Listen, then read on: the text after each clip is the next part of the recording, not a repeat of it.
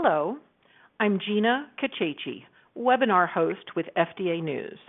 Welcome to today's webinar, Quality Culture at the Crossroads, Building a Culture of Quality for Increased Success. At this time, all participants are in listen-only mode. Please feel free to prepare questions for our presenter. We will address questions during the presentation as appropriate. To participate, simply type your question in the area provided and press Enter. Questions will not be viewable to other attendees. We encourage you to submit your questions at any time during the formal presentation. It's my pleasure now to introduce today's speaker. Susan Schniepp, Distinguished Fellow at Regulatory Compliance Associates, is the knowledge leader responsible for training and advising RCA staff and clients on current trends and issues facing the pharmaceutical, biotechnology, and medical device industries. Her background includes CGMPs, audit readiness, change control, investigations, supplier quality, and batch record reviews. Ms. Schniepp has more than 40 years' experience in quality assurance, serving in leadership roles at Allergy Laboratories, Oso Biopharmaceuticals, Searle, Abbott, and Hospira. In addition, she has been on the Parenteral Drug Association, PDA, Board of Directors from 2011 to 2013, and again from 2016 to 2019, and currently serves as the chair-elect. I will now turn the floor over to Susan. Thank you, Gina. It's really a pleasure to be here.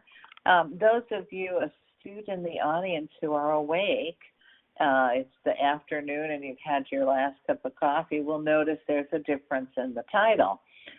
The presentation I'm going to give you is the past, present, and future of quality culture.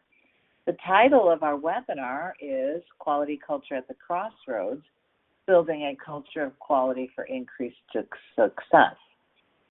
The reason there's a difference is you can't get to the increased success with your quality culture if you don't have the dialogue. So I want to lay the groundwork of where we're at, how we got to where we are today in the quality culture arena, and then really have the dialogue through your submission of questions and through some stories that we're going to tell, real true situations, to go ahead and give you examples and practicality around how to implement a quality culture at your facility and how to recognize your quality culture, where it stands. Is it good? Is it bad? Where do I need an improvement? So we're going to go through all of that, and I think with stories, I call them stories, but with real life situations that I've faced, that you may have faced, we can get to this understanding of how quality culture is so important to our business and why we really do need to pay attention. So with that, I'm going to go ahead and talk about the past, and it started back in 2014, for those of you who remember, why it's important. I'm going to tie in the data integrity concepts. Then we'll talk about what's going on today, presently, and we'll kind of get our crystal ball out and try to see if we can predict what will happen in the future regarding quality culture.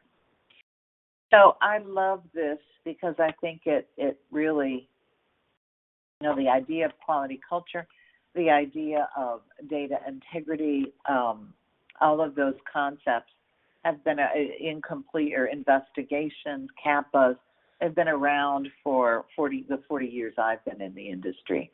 And this quote, progress far from consisting in change depends on retentiveness. Those who cannot remember the past are condemned to repeat it. And I think we see that over and over again with some of the concepts regarding culture. And you'll see later, where I'm going to tie the culture to the data integrity. And it's actually not me who's doing that. Surprise, surprise. But we need to remember, and we'll get into that a little bit, what we are forgetting and what we need to remember as we move forward with our culture examples, our culture discussion. So back in 2005, you see how far back this goes in terms of, that's coming up on 18 years. Janet Woodcock, who's still with the FDA, said that she envisioned we would have a maximally efficient, agile, flexible pharmaceutical manufacturing sector that reliably produces high-quality drug products without extensive regulatory oversight. And we're still trying to achieve that vision today. We still do have a lot of audits that happen and are still happening, and a lot of warning letters and a lot of 483s. And there's reasons for that. But that statement brought about changes in regulations. And those changes in the regulation happened through these government sections, okay? So in FDASIA that came out in 2012, there were changes that allowed for risk-based inspections by the agency. It allowed for records to be requested in advance or in lieu of the inspection. In other words, I can ask you for a certain documentation. It also called for FDA to do an annual drug shortage report to Congress. And all of that led to a notice in the Federal Register in 2013 that asked for assistance in drafting a strategic plan on drug shortages. Now, at the time in 2012, and still today, we do have issues with regard to drug shortage. And I promise you this will all tie into quality culture and how we got there.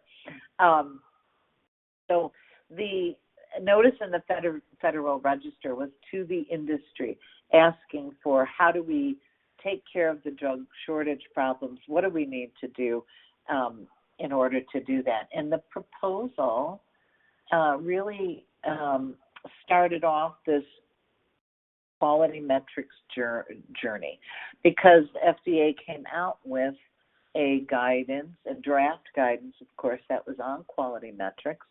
And it recommended, like maybe send us your CAPA rate, your product reject rate, and we will analyze this data, and we will do a risk-based audit or inspection of your facility, depending on, what your data looks like. And it created a whirlwind tornado within the industry, because nobody agreed on what the right metrics were. Whatever the FDA proposed, there were other metrics that could be used. And so industry entered into this dialogue. And you can see that the Federal Register notice came out in 2013, and the industry responded. And then the industry began to hold conferences to talk about quality metrics. Now, the idea behind the proposal of the metrics was to get a signal. It wasn't to spy on the industry. It wasn't to say you're doing things bad. It was to try to get a handle on why there were drug shortages, and were there signals and data that was being collected by companies to indicate we might be heading for a drug shortage, and you're the only manufacturer of this necessary product. So can we help by reviewing this data and figure out where there might be problems that we could solve before we have a drug shortage? So that's what the purpose of collecting the metrics were. But again, industry and the agency couldn't actually agree on what the right metrics should be. And so there was a flurry of activity, of course. And we saw the first draft guidance come out again in August of 2015. So see, 2013, 2014, we spent a lot of time as industry, thinking of our position, what are the right metrics, what do we want to do? We held a couple of conferences, right? We put out surveys. ISPE was involved, PDA, there were other organizations that were involved, and we put out surveys to our members. What do you guys think? What do you want to know? And we held many, many conferences to discuss this, and we commented. You can see ISP did 2 pilots. We commented on every draft guidance.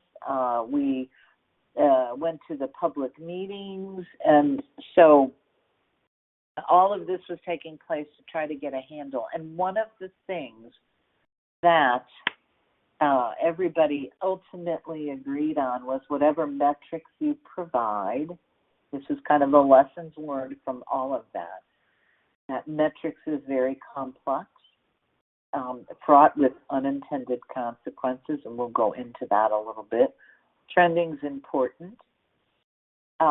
Metrics has to be combined, and this is the takeaway and why we're here where we are today. Metrics has to be combined with a strong quality culture to be meaningful. If you do not have a strong quality culture behind your metrics, that data is literally meaningless. If your culture is one of hiding information, not reporting all deviations, not investigating to root cause, those are all culture issues. And if you don't have that kind of a culture that allows you to freely report deviations and investigate to root cause, you can't count on the metrics or the data that culture is producing. So that's where quality culture comes into the equation and is the link for the metrics and data integrity and what you need to have in a quality culture. So let's talk a little bit about metrics and unintended consequences. All of us have goals and things that we need to achieve, tasks we need to achieve on the job. And a management, we don't want to disappoint. I think everybody goes to work and wants to really do a good job. And management sometimes likes to reward us, and that's great. But you have to think about what it is you're asking. So when I was working for a contract manufacturer, we had multiple products, multiple clients. And one of the things management, our goal was to please the client, to produce the best product we could for them and get them their batch records in a quick amount of time, a complete batch record. And the management said, well, can we do this in 30 days? And that's actually reasonable for most batch records, right? To get that information compiled, assess the manufacturing one and whether that lot of product is safe and effective to be released.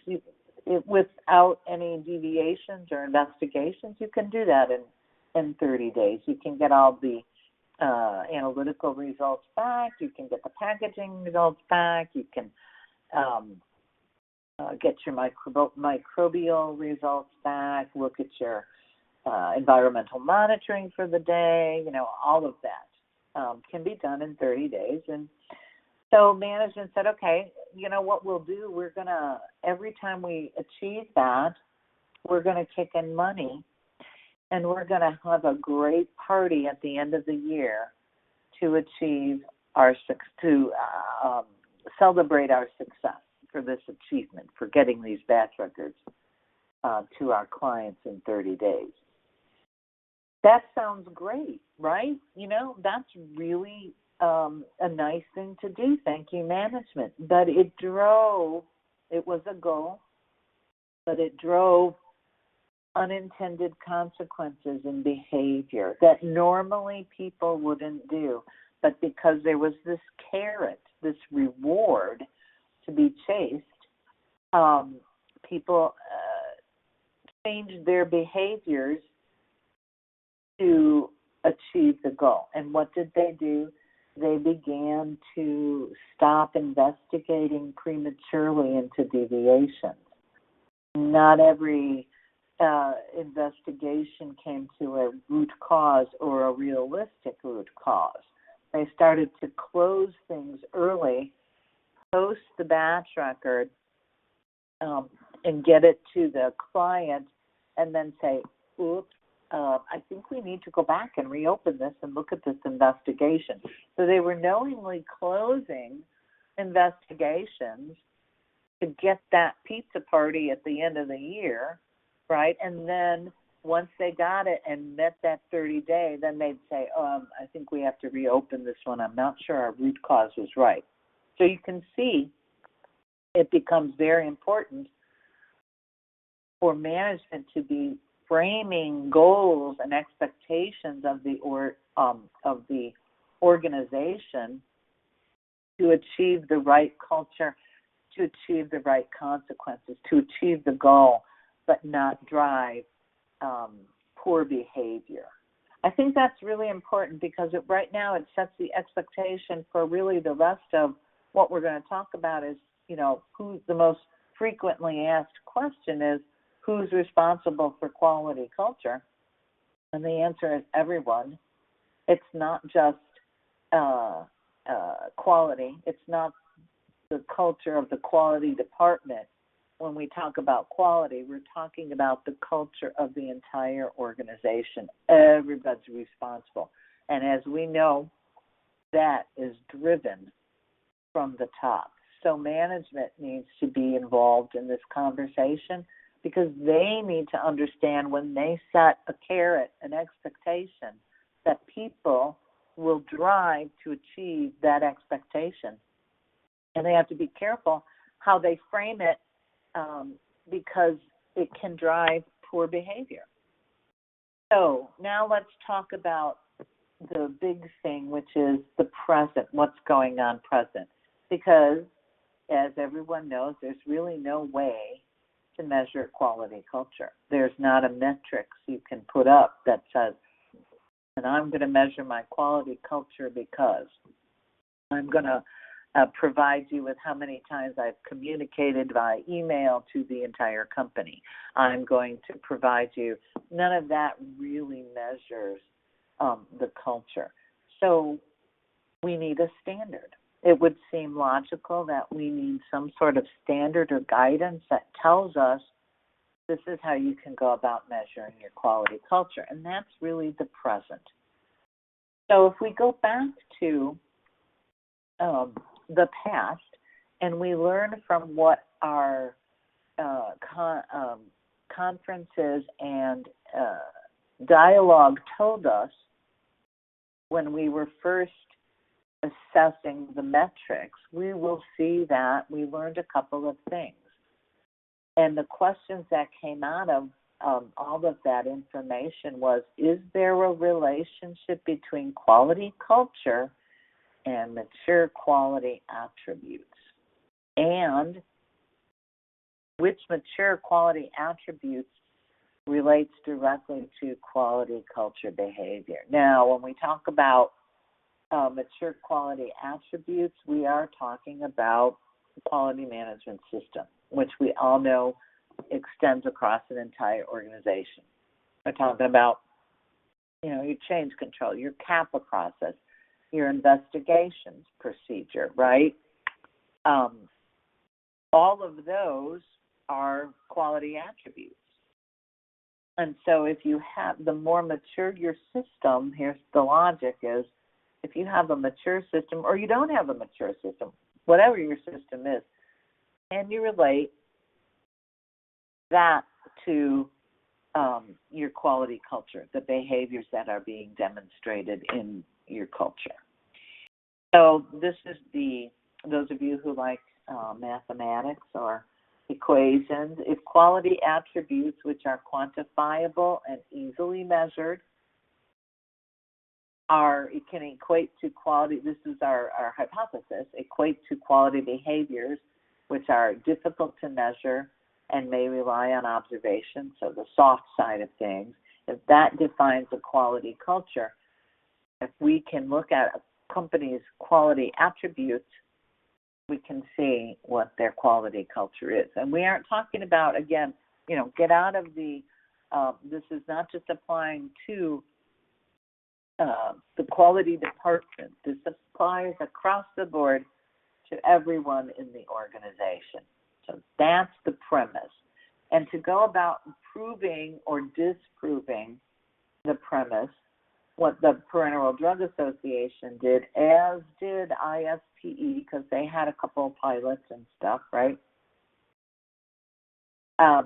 We did a questionnaire, a survey, and the survey, because this is a social science analysis, right? The survey showed that there's a strong relationship between quality culture behavior and mature quality culture attributes. The more mature your and developed your CAPA system is, the more mature and developed your quality metrics system is, or your quality management system is, the better your culture, the more acceptable your culture, the less stifling your culture is, right? And that's what was what we proved. But we didn't stop there. We actually took a look and went and did some work with St. Gallen's.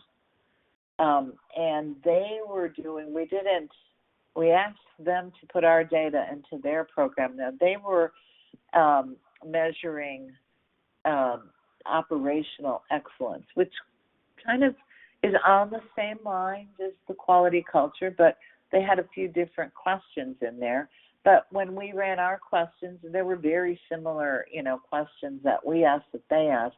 When we used their system and they analyzed our data, it confirmed again this premise that quality attributes can equal quality behavior. So based on that, we decided to come up with a tool to try to measure a tool, PDA as well as ISPE. Came up with the idea that, okay, we can give people a tool to measure. And some of the most impactful attributes that were voted on in 2014 were these attributes, these 15 items that conference participants identified as being critical to having a robust and just a robust quality culture and participation at conferences to stay current.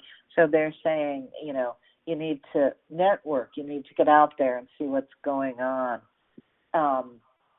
in the industry to stay current about new programs that are being introduced or different ways of looking at things, right?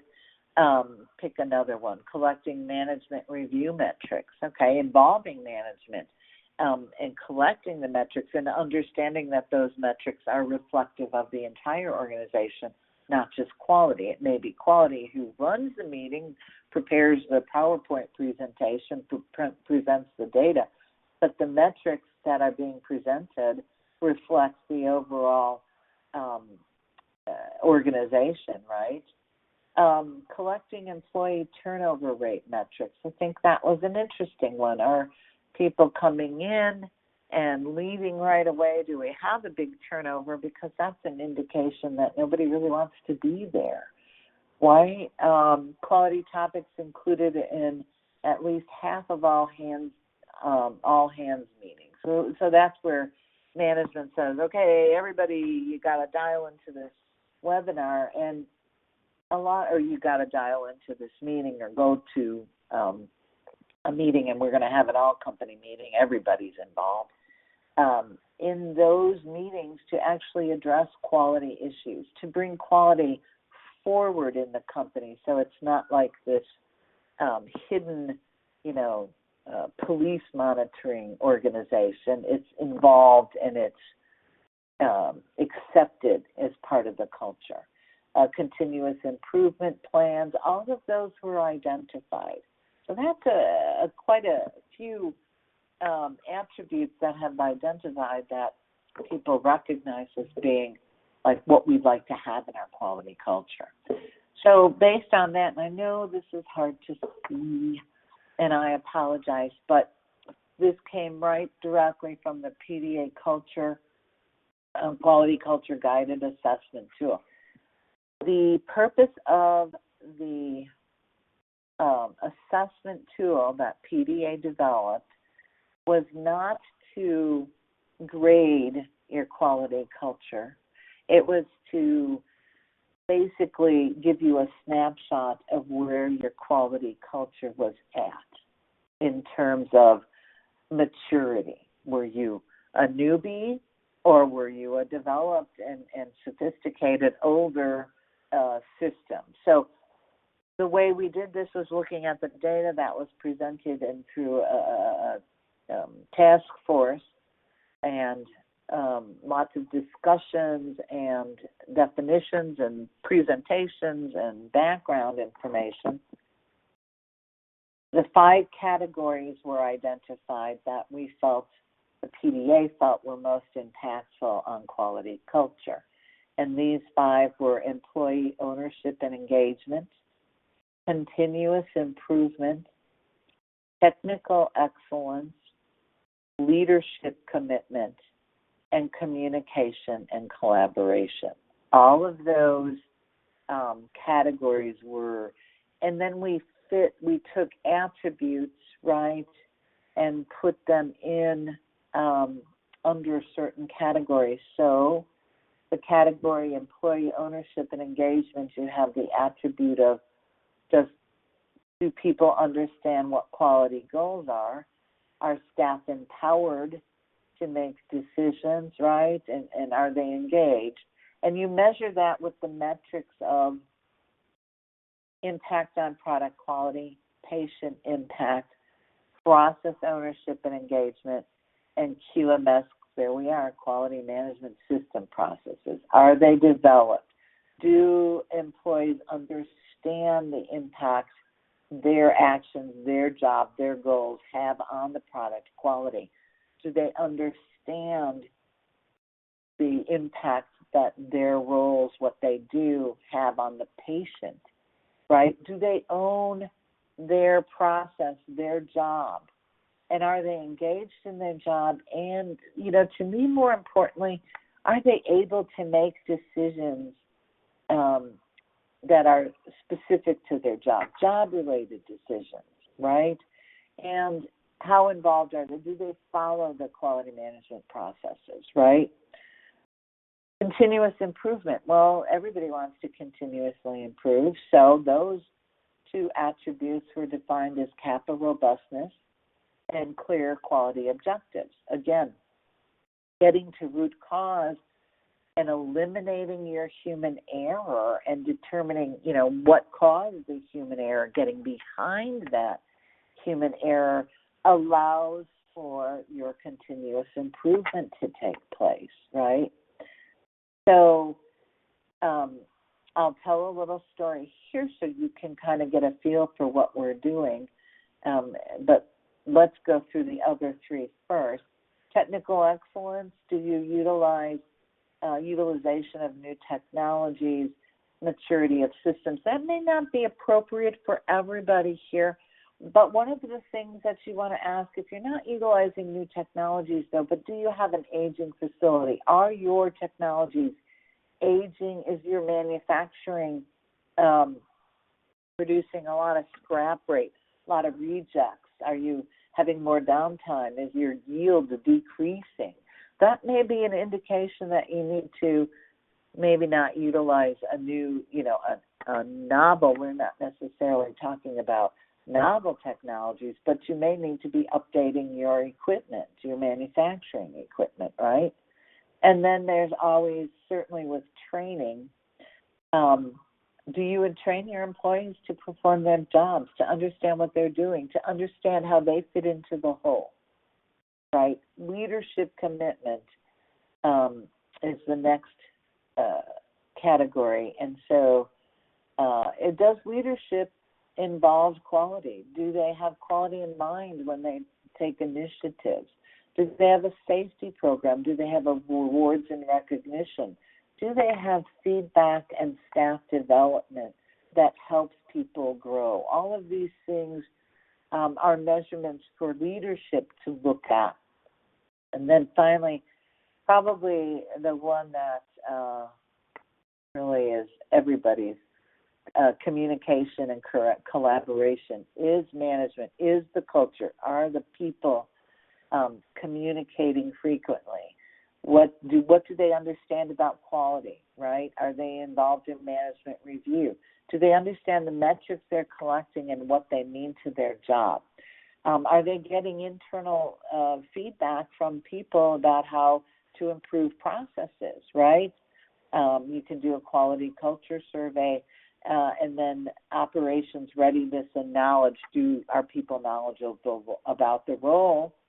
Or are they just kind of, well, I do this, and this is what I do, and this is all I do. So there's that engagement. Now, these were, when we broke it down, and I'm not providing you this slide because it always gets confusing for people when I do, but all of these metrics were on a scale of 1 to 5, right? And everybody always equated it with was A, B, C, D, and F. And that's not really what this tool was for. So I want to clarify.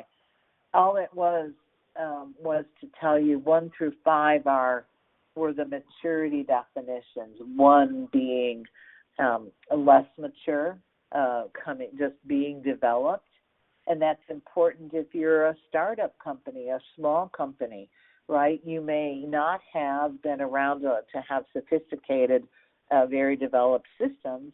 So you want to know where you're at. And then the 5 is like the gold standard, right? That's the highest level to achieve is a 5 where you're mature, your systems are mature. Now, is it realistic to think that an organization would hit a 5 on all of these levels? No, because that's like, and if you hit a 5 on all of those levels, congratulations, and it will only last for a quarter or two. But the tool was to say, here's where we're at. And if I do these things, I can grow and become more mature and get to a level 3. And over time, if this is very important to me, I can get to a level 5. And like I said, with technical excellence, utilizing new technology may not be what you need to do. So you may only want to have a 3 in that category. This was just to give you that snapshot of where your organization was. Now, I wanted to go back to human error as the example of continuous improvement. So I've told this story, and those of you who have listened to me before, I apologize once again for telling this story, but it really is quite an example of a quality culture and where we need to go. So when I started as vice president for a company, I was looking at, familiarizing myself with how the organization operation works and what they're doing, and I picked up the deviations and started going through and reading the deviations and reading the investigations, and I happened to notice that there was this one operator, Jose, who had like 30 deviations in 6 months for the exact same thing, the exact same error.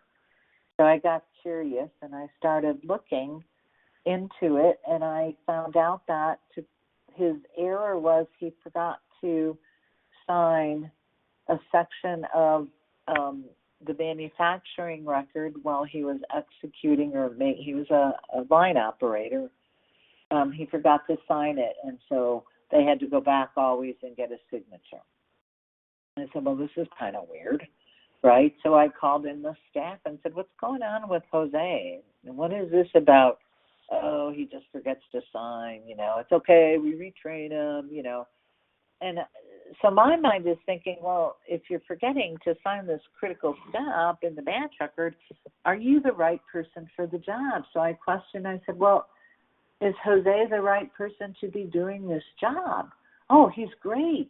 He's really conscientious. He's one of the best that we have, right?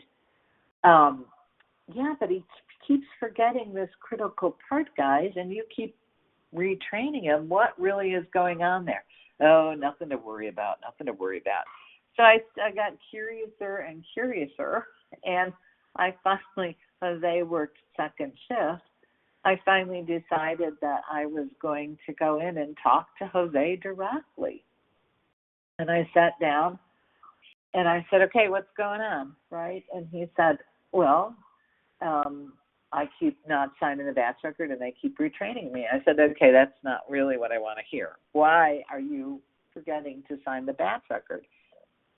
And he explained to me that in order for him to sign the batch record at that point in the manufacturing process, he would have to literally step out of the manufacturing area, degown, right, sign it, there were all kinds of complicated, then he'd have to regown, go back, and in the meantime, the product is running and no one's attending to it. And I thought, oh, well, now that's really different than forgetting to sign the batch record. You're focused on getting the product and right and watching the product and doing what you need to do as an operator, that you choose not to leave the product unattended to sign the batch record, which tells me it's not really human error. It's not really Jose, right? It's a poorly designed batch record. We can fix that and eliminate this, right? So I said, well, Jose, why didn't you speak up? And he goes, well, I tried to, but nobody would listen. Bingo, poor quality culture, right? Not open communication, not listening, not driven by continuous improvement. And so what happened is we changed the batch record. Now, you'd think that would be the end of the story, wouldn't you? But it's not, because Jose wasn't the only operator that was responsible for making this product. What was everyone else doing? No one else had this deviation. So everybody was actually leaving their posts, signing the batch record, right? When the product is not attended to, it's not being watched. That's one scenario, isn't it? And that's bad, right? Or people were not signing the record, they were backdating or back-signing, or not signing, at the time they were supposed to sign. They had better memories than Jose did about what to do there. So you can see how that little instance, and not dealing with it, and not coming to root cause, and not getting to the human error factor, and listening to Jose, and not questioning the other operators, how that really led into a data integrity nightmare, which is why you often see, and you'll see coming up, where data integrity and quality culture are kind of lumped together. You can't have good data if you don't have a robust quality culture. I hope that makes sense. All right, let's go. So what did the PDA tool prompt PDA to do? Well, back a number of years ago, PDA became a standards development organization for ANSI, American National Standards Institute. ANSI standards are voluntary, but we had PDA had a lot of technical reports, and we turned some of those into ANSI standards, and we thought, hey, maybe this is what we can do for the industry, as we can take the work of ISPE and others and come up with a standard, a voluntary standard for measuring quality culture. This is actually just the timeline for that kind of standard to be developed. It's about 1.5 to 2 years. So there's an idea and a new proposal that is given to ANSI. There's a formation of the technical team. I'm going to dive into that a little bit. Then there's the draft standard. It goes for a ballot and a public review. And then all of the comments coming back from the public review have to be deliberated and resolved among the team. So this is what, so PDA said, let us propose a quality culture assessment tool to ANSI. Can we come up with this standard? And one of the things that there can't be another standard like this anywhere. And so we did our homework and our research and found out that, hey, there really isn't a standard out there for measuring quality culture. So we put in a proposal to ANSI, and it was accepted. And we laid out the project details, right? And we made sure that we were covering the entire industry with this proposal. So we wanted to address the challenges of maintaining a quality culture that meets regulatory expectations, provide a reasonable and effective way to collect and evaluate quality culture, and provide a way for companies to benchmark their culture through data gathered through the use of the tool. So you can now, if we give you this tool, and here's our scope, summary, and abstract, and we named our 5 categories, right, that we were going to cover and those came directly off the PDA and some of the ISPE work. And then it was announced that we should go ahead and do this, right? We announced that we're looking for volunteers to participate. Now, the interesting thing with ANSI is you need to have it. It's not just PDA is the standard setting. This was the call for volunteers that came out, and the team was established in March of 2020. We are currently working on the assessment tool. It's in the first draft. I am anticipating that it may be available by July 2022. But the team, it's very interesting when you do an ANSI standard. It's not the PDA membership that's participating. It's everyone across the industry. There's very rigid requirements that a standard development team must meet. So individuals from quality assurance, quality control, engineering, operations, production, manufacturing, and regulatory and general interest. Those are the applicants we're looking for, and we wanted them from contract manufacturers, medical device manufacturers, quality suppliers, not just the manufacturers, but the suppliers of the materials that are being used, right? And we wanted a regulatory body and just people with a general interest to give that team a full perspective of what was going on with quality culture from all of their different perspectives. And that's quite, so not everyone on the team is a PDA member. In fact, we have many ISPE people on the team. We have we have pharmacists on the team. So, and this is a consensus standard. So we have a lot of discussion about how it should be presented to people. And what should be presented and how it can be used by everybody, right? So it can't be so complex that people don't understand it, but it can't be so simple as to be useless. And so that's the mission of the team. And right now, like I said, we have the draft, and we're working through that.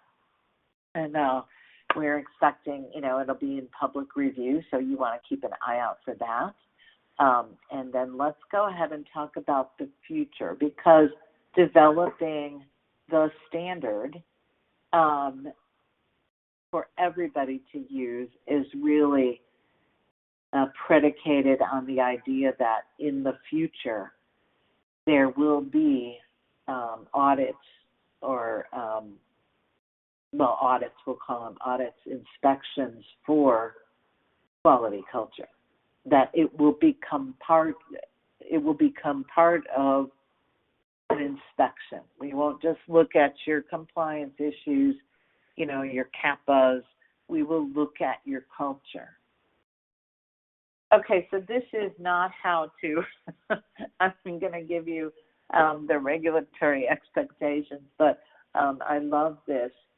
This is not how you want to approach this, right? You don't want to have an organization where you're writing specifications and documents and it's providing information at the last minute. You want to always be like what we call audit ready all the time.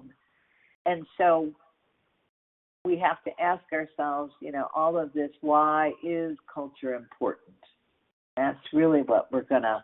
It's important because the more robust and developed your quality culture is, the more people can rely on the data that's supporting your organization's processes. All right, so let's take a look at that. That's not my own brainchild.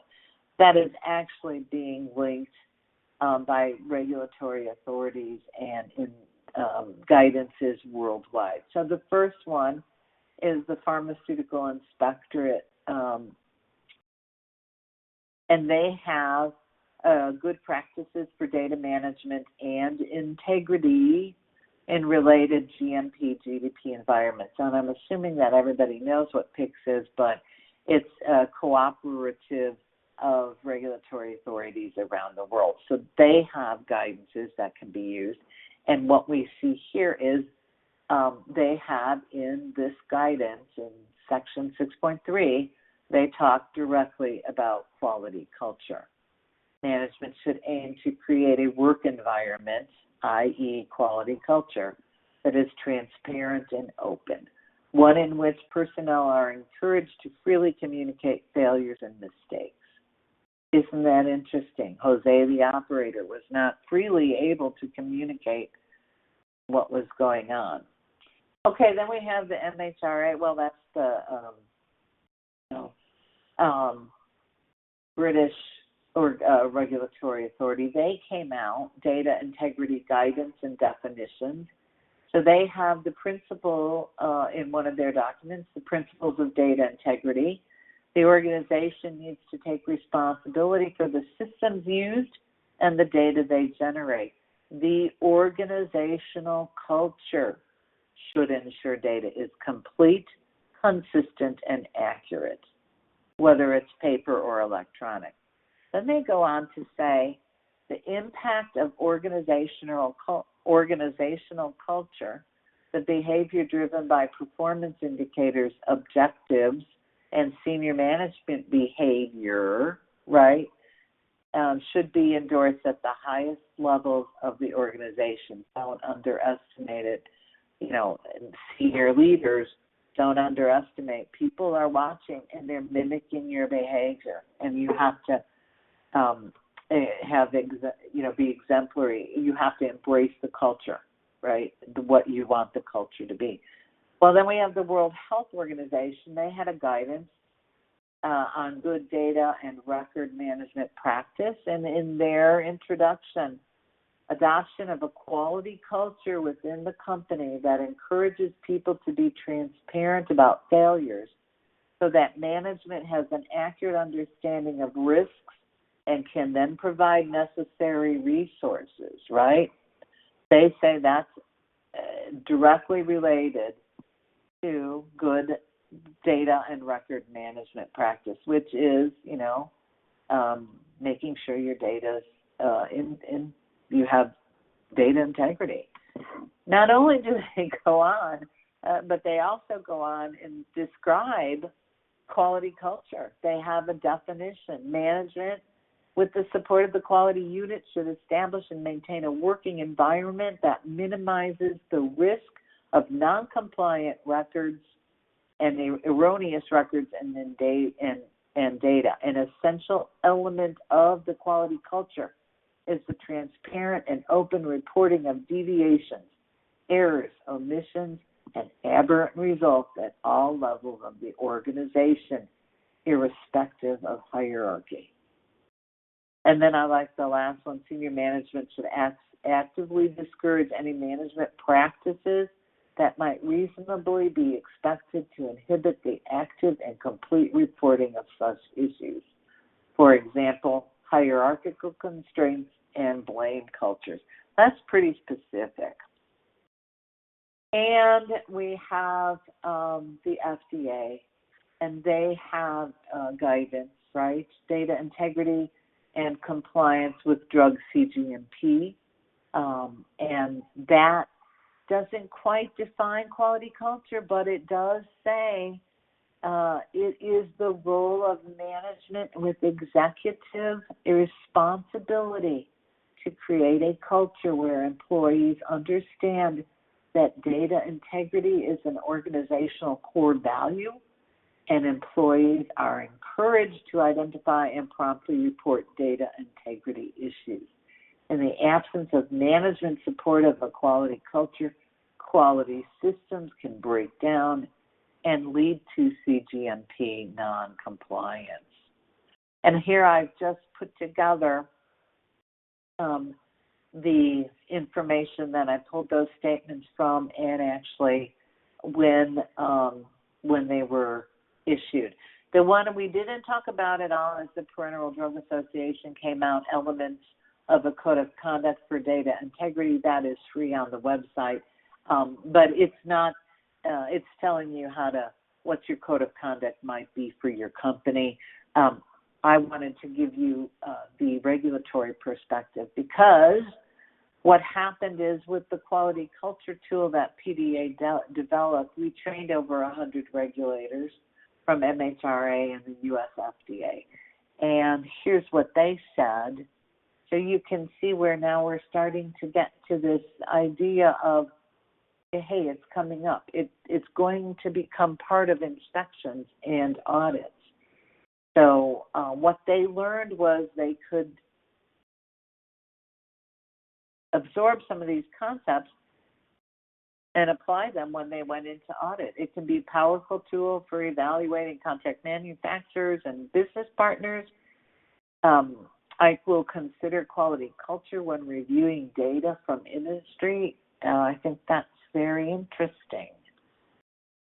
Now, the other piece of information, this is from the new inspection protocol project, that's with FDA, right? This is my crystal ball. NIP is expected to increase the quality focus of investigator assessments so that facilities and behaviors found to exceed basic compliance can be recognized as such. So again, I think it doesn't say quality culture, and I'm not the agency, but this seems to me to indicate that everybody in the industry is in agreement that you need to have a robust quality culture, open, honest, transparent communication, and behaviors mimicked by your senior management that allow that to happen. And that's what's going to become important in the future as we move forward. Now, this is this is available on the FDA website, Freedom of Information. So I want you to kind of read.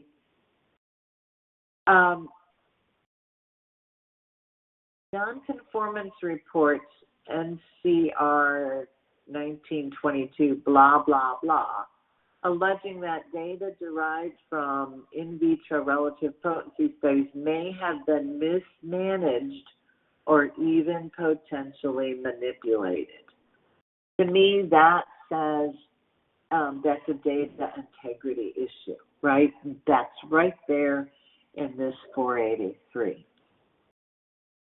Now, the company did respond. Again, this was in 2019, so it's a couple of years, but they did respond, right, and address this issue. And I just wanted to show you the beginning. And so, but this is actually what it says. They take the feedback in the 483 seriously and is committed to comprehensively addressing the noted observations. The company's goal moving forward is to ensure a robust culture of quality and sustainable GXP compliance. Wow. That's the first time I know of where a company has replied to the agency and said, all right, we understand, we're going to develop a robust culture of quality. They didn't say quality culture, a robust culture. They could have stopped there. But quality, one word, quality is everybody's job, and everybody understands it, not just the quality department. So I think that's what we're seeing coming in the future, that there will be more emphasis on people's quality, organizations, companies' quality culture. And with that, I think I love Boy George's quote, quality is always fashionable. And I think we need to keep that in mind. It is always fashionable. And with that, Gina, that ends the background part of the presentation. So we're ready for questions. All right. Well, that's good to hear, and very thorough presentation, I might add. So we do have a few questions that have come in. So you talked about, quality is everybody's responsibility, and creating a quality culture is everybody's responsibility. But this question is, what part of the organization is most responsible for quality culture? Oh my! I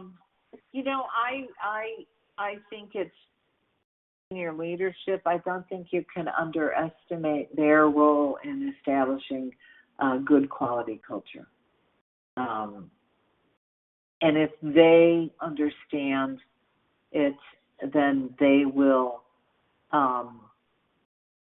communicate that to people, and people will understand it, and you'll get that synergy going, right? Everything will be lockstep.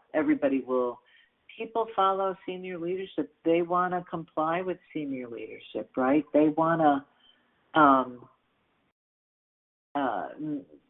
please them, do a good job, right? And so if senior leadership sets the tone, everybody on down will set the tone.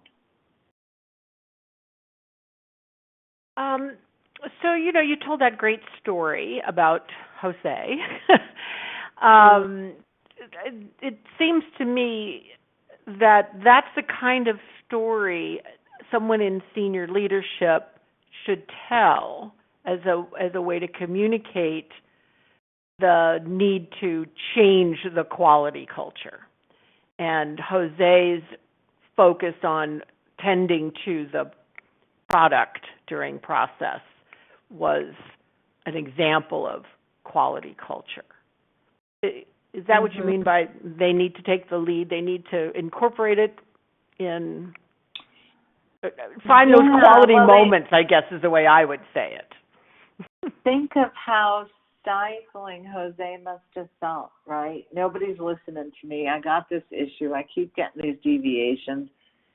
People keep retraining me, but they don't understand, what's happening with this product, right? How stifling of a culture is that for Jose, right? And everybody else, right? If everybody else had said, wait a minute, Jose is right, but everybody's like, no, I don't want to have 40 deviations against me. I'm going to just, fake it, right? Mm-hmm. That's a huge signal to the entire company.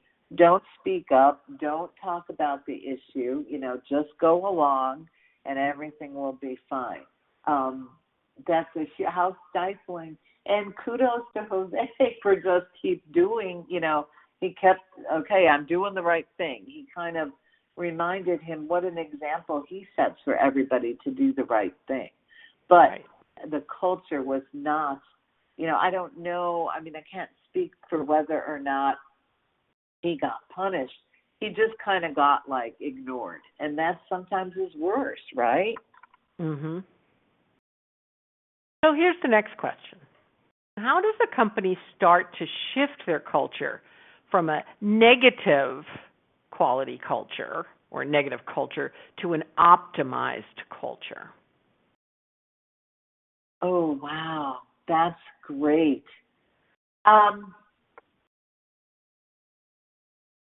It's hard, and having faith that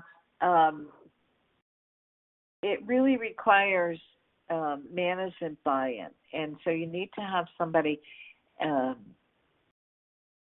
management has to care about what's going on, right? And sometimes when you're talking to management, the senior management, right, you have to talk in their language. And their language can be, it's statistics. If you can show them how this culture is costing us money, mm-hmm. and negative cultures do cost money. The more mistakes, there's a slide in some other presentations that I've done that was not included here, but it shows what the average mistake will cost somebody. And a deviation, right? Mm-hmm. 2 hours to investigate. If it moves on in the system and becomes, then it's 2 hours and 4 people's times their salary rate times, how it builds up into a lot of money. Downtime is another way to talk to people. If you have a lot of downtime, you're probably got some issues going on with your line and people not understanding. There's a lot of signals that can indicate perhaps you don't have a really good culture. I'd focus in on how much downtime leads to investigations. Low product yield leads to investigation. I don't mean that downtime, having older equipment, is what's causing the negative culture. What I'm saying is that all of these signals, the more deviations, errors, and investigations you have, are an indication of not continuously improving your process, not addressing the issues, not coming to root cause, and all of those are indicators of a poor quality culture. So you need to start talking to senior management, and one of the best ways to do it is in that management review process. And if it's really a negative culture, you might want to start having management reviews a little more frequently, like maybe once a month. And sometimes they're quarterly. It depends on the maturity of the organization. But the data, maybe not a complete management review meeting, but data should be presented to management that indicates, look, we've got a problem. We're not continuously improving.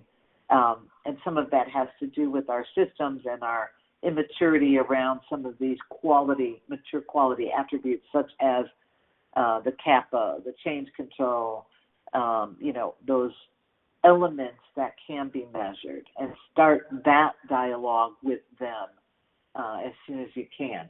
And they will understand that the immaturity of the systems is creating a poor quality culture. So start there. And to your point, though, you have to quantify the impact of that poor quality culture. Yes, when you exactly. To get that management buy-in, which is key to begin to make that shift to an optimized culture. Exactly. Okay. All right. So we have another question related to how do I get management to understand quality culture is important. You've begun to answer that through quantification.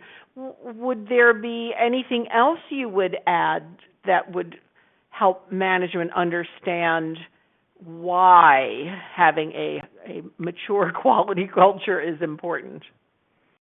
I think one of the areas that we don't focus on enough, of course, is communication. Now, I'm not saying communicate every day. We have a quality culture, but you need to communicate important issues, and you need to communicate what's going on and philosophies.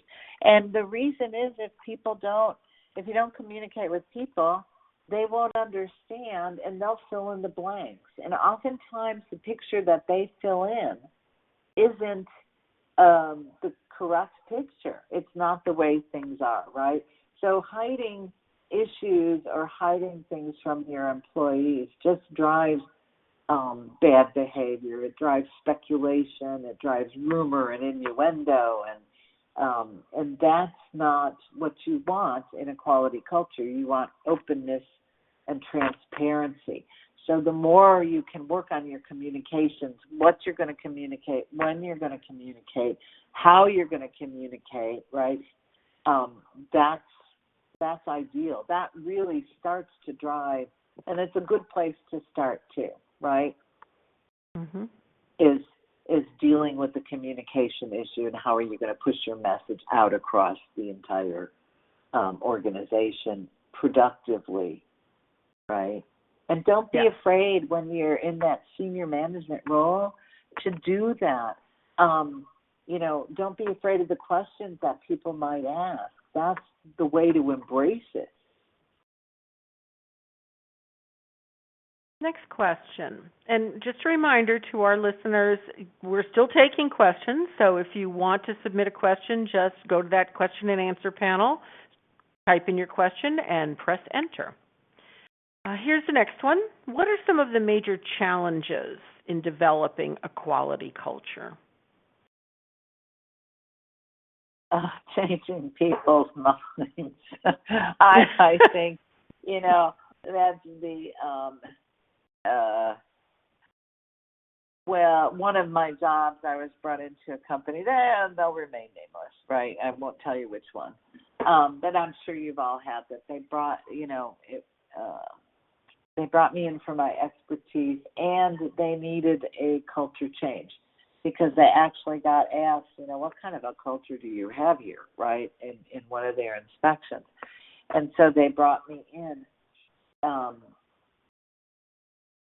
to kind of stimulate that culture change. I came from this was a company that promoted, you started with them and you got promoted through the ranks. And if you came and you worked for them, you started at the lowest level. So they didn't hire in higher, level positions, right? I was hired in at a higher level position. And it created a lot of fuss, right? Because there were people who said, well, that was my position because I was groomed for that, right? So it was a grooming thing going on, right? But I was brought in to kind of shake that up, right? Bring a different perspective, bring a different way of doing things, a different look at quality culture. And so I was doing that. And,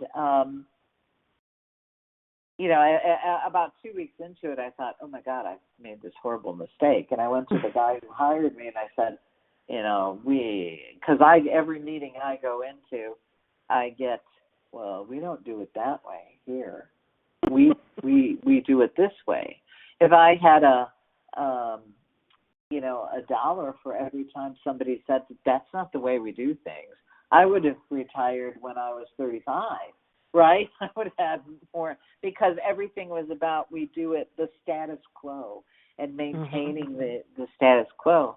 And I went in and I said, I think we need to just kind of, we made a mistake. You and I, we made a mistake.